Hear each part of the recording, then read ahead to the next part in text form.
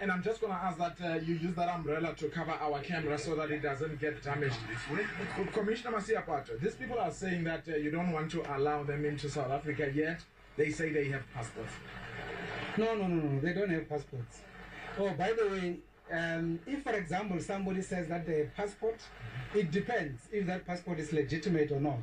Sometimes you might find that they say they have a passport only to find that they're talking about a expired passport. Despite that, somebody might actually have a passport, but only to find that they were V-listed the other time, primarily because they actually were intercepted trying to enter the country illegally. So in that instance, even if you have a passport, so long as you have not served your V-listing period, which is a 5-year period, you will not be allowed in the country.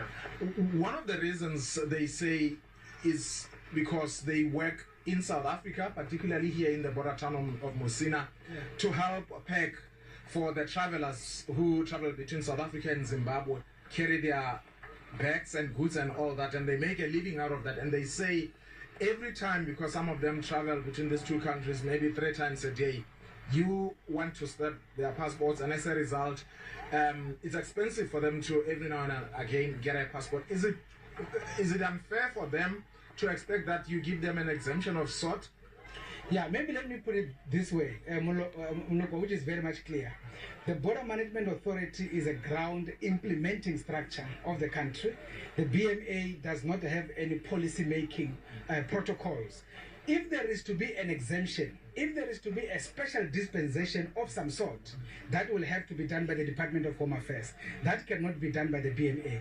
That is why, for instance, with what we call the Zimbabwean exemption permit, you will hear that the Minister of Home Affairs had extended it and what. Once they have done the extension, then they come to BMA and say, we have extended the exemption permit.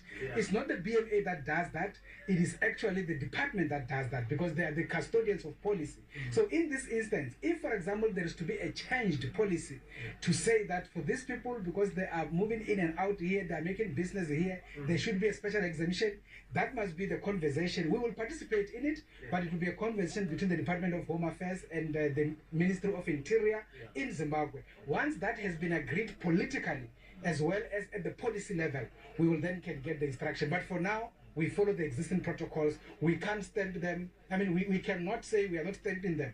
We have to stamp them because they are coming into the country.